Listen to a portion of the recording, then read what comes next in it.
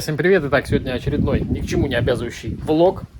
В общем, но он будет не однодневный, как обычно, а, наверное, парочку дней займет, потому что хочется все-таки, хоть это и влог, но показать готовый уже результат. Сегодня какая задача? В общем, на сегодня можно... В общем, делаю стальную дверь. Вот уже заготовка есть. То есть это просто лист лежит. Сейчас нужно само полотно сделать. Сейчас сделана коробка. Сейчас все объясню. В общем, как делаю, для чего, почему и зачем. Давайте смотреть. Итак, объясняю, из чего сделано. Коробка сделана из профиля 50 на 25. Он должен быть шире полотна, да? И внутренний перетвор вот этот, где будет резинка, это 40 на 20. Обычный профиль, везде 2-миллиметровая сталь. Сама дверь, лицевая ее часть, будет выполнена из холоднокатанной 1,5 мм. То есть идеальный вариант, не тяжелая, не легкая, то есть самое-самое то, что необходимо. Ну и, соответственно, обналичка тоже с такого же материала, чуть-чуть внутрь согнута, на прихватках сделано. Итак, сейчас у меня дверное полотно уже вырезано, то есть если снизу посмотреть, вот лежит на профилях, да, кое-где прихвачено, для того, чтобы не смещалось. И сюда нужно сейчас укладывать теперь профиль и делать саму, соответственно, дверь, поджимая где необходимо, потому что там зазорчики, чтобы все было хорошо. И то есть дверь уже, в принципе, будет готова. Короче, еще дополнительно поставил на профиля, потому что на данный момент у меня большого такого верстака нет. Под такие задачи, конечно же, варить что-то побольше, какой-то хороший верстак, стол, потому что двери нужно, как вы понимаете, собирать на ровных поверхностях. Шел с этими козлами, которые выровнял по уровню. И, в принципе, нормально все соосно получилось. Короче, показываю, как есть, так и есть, без всяких вот этих вот. Нужно вначале сделать то-то, потом это-то и работать. Но, как говорится, кто хочет, тот сделает и так. Это понятно, что это все очень удобно, но пока такой возможности нет. С каждой стороны зазор у меня будет 4 мм. То есть длина самого полотна будет 195. Такие, собственно, и нарезаем.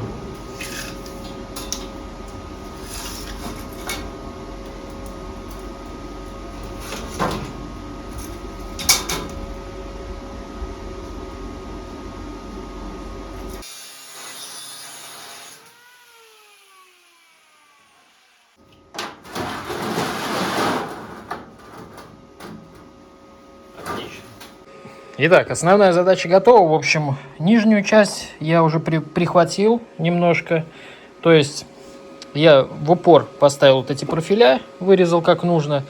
Нужно резать обязательно, чтобы закрыть вот этот стык, чтобы с торца двери не было видно. Он выставлен с зазором уже и прихвачен. Соответственно, можно уже коробку сверху снять. И вот эти профиля просто, вот он зазор 4 мм здесь и 4 мм здесь. Их просто сдвинуть можно. И уже можно обваривать сам каркас. С этой стороны все точно так же. Профиль нужно просто прижать к этому приваренному. Ну и самое главное, заранее сейчас коробку я сниму. И вот в этом профиле нужно прорезать отверстие под замок. Потому что потом будет не очень удобно.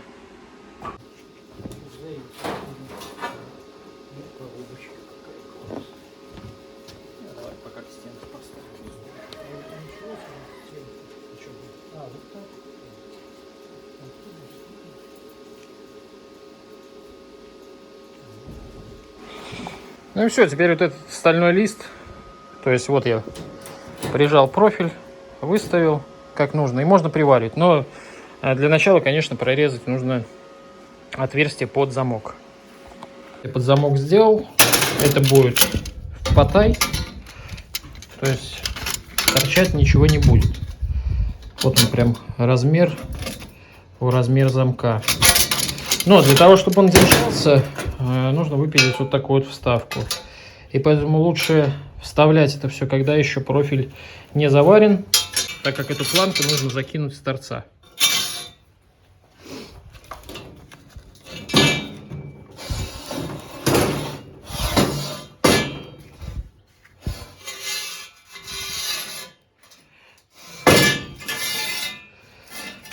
Потому что можно, конечно, наварить и просто вот здесь планки, и все, без вот этих боковых. Но я посчитал, так будет получше. Поэтому сейчас с внутренней части я его привариваю вот здесь. И уже примеряю замок, если где можно подточить. Вот здесь просто отверстие, чтобы замок точно пролез. Ну, собственно, вот так вот это красиво получается. Ничего не торчит. Все вровень выпирает. Все отлично. Вот, и здесь, соответственно, тоненький бортик еще остался для поддержки самого замка. Отлично. Наварил закладные гайки. Можно резьбу нарезать, но мне так проще. То есть на пару прихваток. Я думаю, что этого, в принципе, достаточно.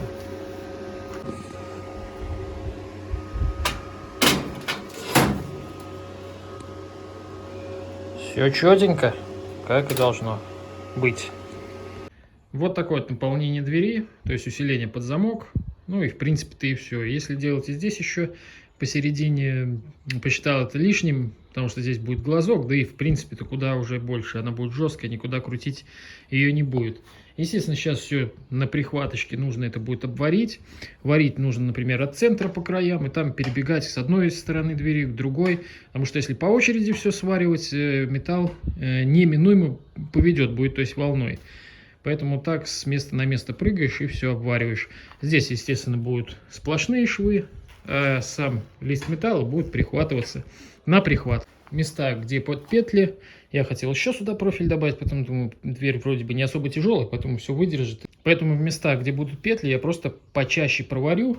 Ну и здесь снутри тоже. То есть, чтобы лист держался прям хорошо-хорошо за саму раму. На прихватке ничего не изогнуло, все отлично. К замку под замок все отверстия насверлил и добавил еще пару тоненьких профилей для того, чтобы замок не болтался, чтобы у него была опора в задней части. Итак, последний этап перед покраской остался. Это нужно ее перевернуть, вставить в коробку и наварить петли.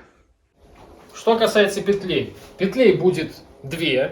Объясню почему. Многие думают, что 3 петли это прям канон, меньше не нужно. Во-первых, это дверь легкого класса достаточно, и 2 петлей здесь просто за глаза. Так вот, какой момент? Если дверь, как я, например, делаю в кустарных условиях, без всяких там стапелей и прочего, не в производственном масштабе, то очень-очень проблемно в одну линию приварить 3 петли. И это поведет за собой при открывании двери залом. Даже там пару миллиметров, если полотно выгнулось в процессе сварки, это неизбежно в кустарных условиях, то даже приварив, казалось бы, ровно петли, при открывании ее будет тянуть. То есть либо верхнюю, либо вот эту, которую по центру. И в конце концов, одна, которая будет послабже, ее в процессе выломает. Поэтому, если дверь тяжелая, лучше просто петли помощнее. Будет это все зашибись. Что касаемо этой двери, вы скажете, надо вот там с десятки, чтобы вот все точно держалось хорошо. Что касаемо этой двери, топором будет ее не прорубить, с ноги, собственно, не выбить. А если захотят, то откроют за 5 минут. Говорю как пожарный, против бензореза. Хоть 10 мм сталь, хоть 15, вообще до лампочки. Ну, чуть подольше будешь пилить.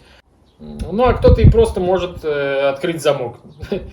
Так что внимание лучше обращать не на толщину металла, а на качество замков. Но, тем не менее, эта дверь в разы крепче получится, чем, например, какая-нибудь китайская 1000 за 20 рублей. Петли у меня установлены на магниты, кто-то наматывает на них проволоку, да, чтобы появился зазор. Мне удобнее так, я выставил зазор, полотно чуть-чуть приподнято на 2,5 мм, вот электродины подложены, для того, чтобы дать зазор для резинки, потому что здесь будет еще резиночка стоять уплотнительная по всему периметру листа, чтобы она не гремела, ну и, соответственно, не продувала. Петли на подшипниках и каплевидные. Привариваю и посмотрим, как оно будет открываться.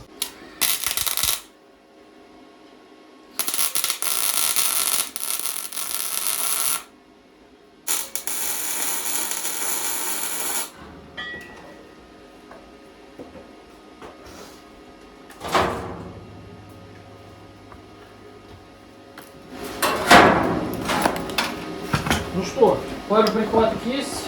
Сейчас предварительно попробуем. Может, где-то что-то зацепает.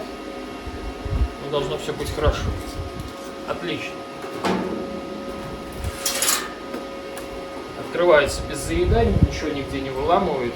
И зазор получился отличный. А вы скажете, а как же пятаки? Вот здесь вот их все варят, это очень важно. Как я вам объяснял, лист проваривается внутри к раме. И здесь я сделаю пропил болгаркой для того, чтобы привариться не к листу металла, а к профилю, да? И с другой стороны точно так же. Кто-то вырезает полностью здесь обналичку для того, чтобы достаточно 3 мм прорезать болгаркой и заполнить нормальным качественным швом, чтобы петля приварилась не к обналичке, а к самой коробке. И будет все это держаться, по моему личному мнению, если они привариваются просто к листу металла, а сам металл приварен на точке, ну а смысл какой в этом? Лучше привариться к раме, это будет, мне кажется, надежно.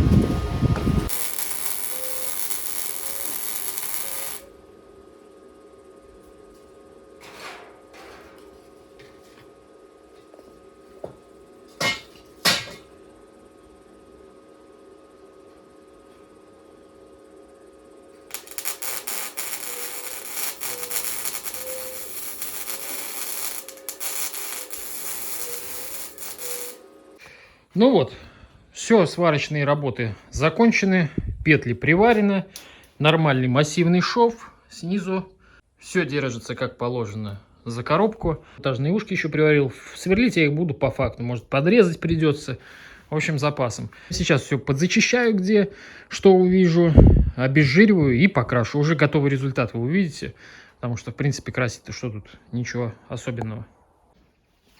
Дверь открашена, в принципе получилось неплохо, да даже и отлично.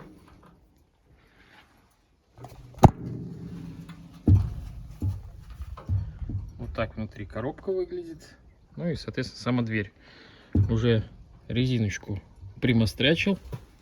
И все вроде плотненько, хорошо закрывается. Это молотковая краска.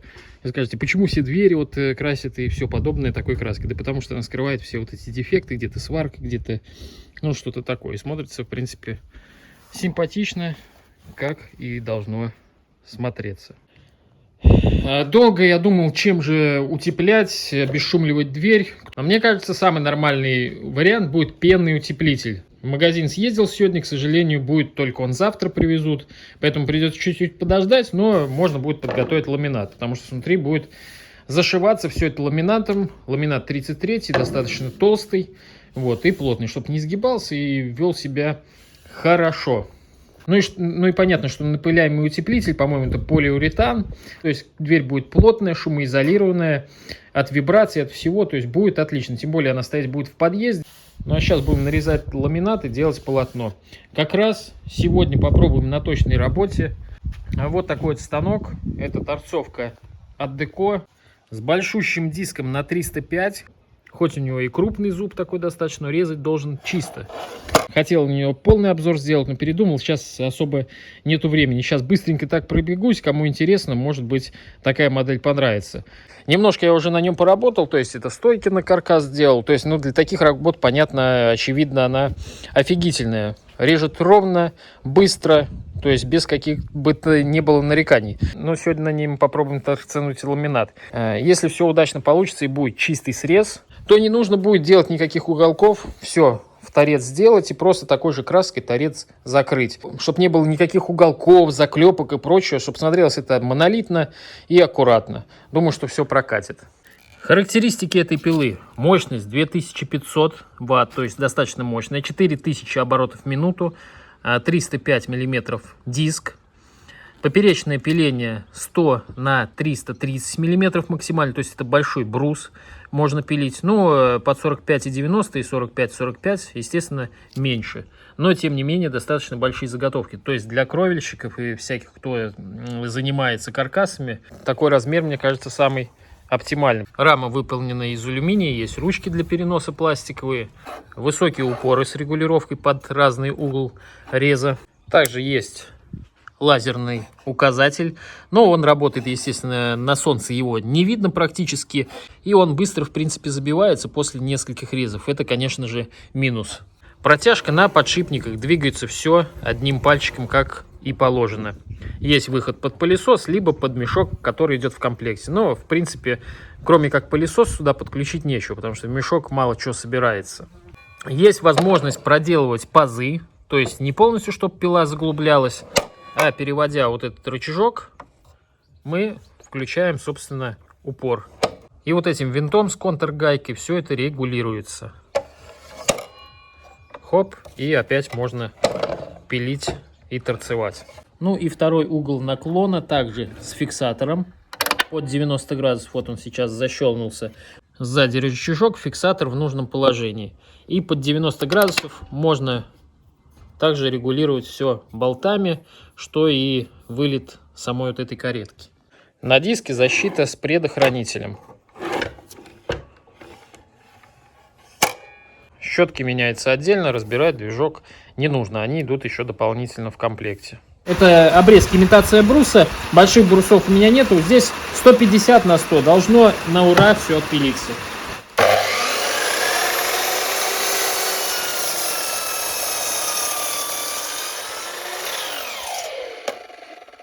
Просто на изи.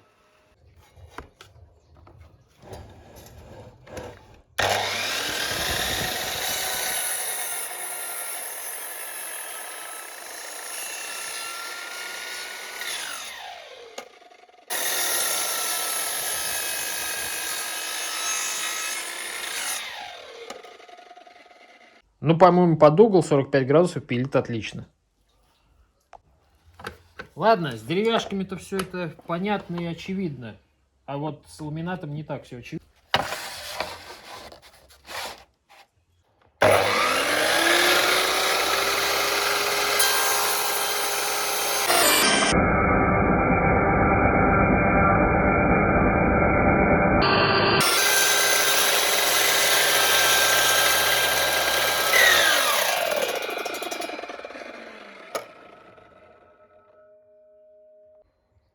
Ну что же, мне кажется, просто великолепно. Немножко попилил и понял, что для достижения вообще идеальнейшего результата, вообще без сколов, без малейших, вести лучше назад, чтобы зуб заглублялся с лицевой стороны во внутреннюю. Смотрите.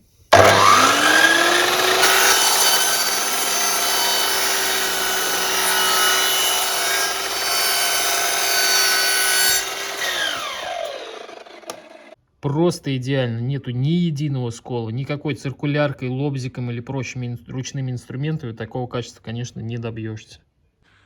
Но вот так это выглядит. По-моему, изумительно, эстетично, практично и великолепно. Торцы я уже открасил, и вот так это будет смотреться. Мне кажется, норм. То есть уголок в любом случае можно приклеить, когда хочешь. Но мне кажется, такой вариант и переход намного лучше. И смотрится аутентично и эргономично. То есть, когда это все прижмется, конечно, будет смотреться это еще лучше.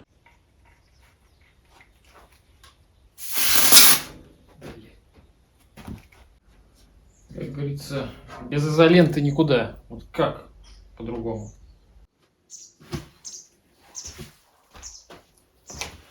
Нашел только черную.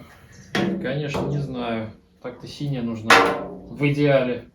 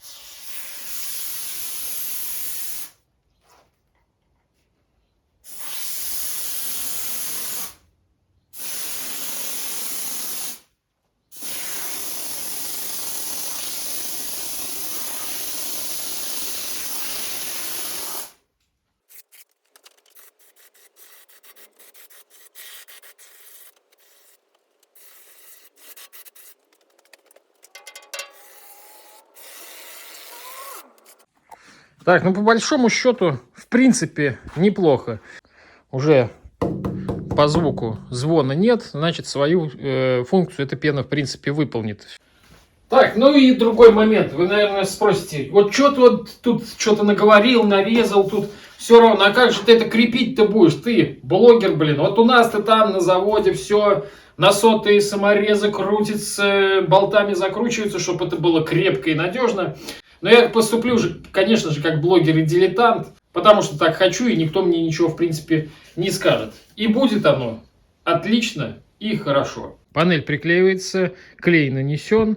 Дополнительно, чтобы все было это ровненько, прижал профилями 40×20, ну и, соответственно, с трубцинами. Надеюсь, за ночь ее пузырем не поднимет, потому что непонятно, какое расширение у этого утеплителя. Но за 2 часа он не увеличился. Надеюсь, что за ночь не напухнет. В общем, посмотрим. Ну вот, дверь и установлена. Ну, получилось, по-моему, симпатично. Не знаю, мне нравится. Все работает. Резинки все установил, все как положено. Ну и здесь эта резинка тоже, соответственно, прижимается. Ну и звук закрывания прям офигенский. Как и положено. Ничего не гремит. Красота. Ну и торец смотрится тоже очень аккуратно, никаких уголков, ничего. Ну, осталось там добор еще сделать, и в принципе будет огонь. Ну и по весу я что-то думал, что она легче будет, но мы ее еле вдвоем занесли. Ну, я думаю, что больше 70 килограмм вместе с коробкой она получилась, то есть достаточно увесистая. Но здесь, понятно, и обшивка тоже, она тяжелый, ламинат этот. Надеюсь, был полезен. Всем удачи, всем пока.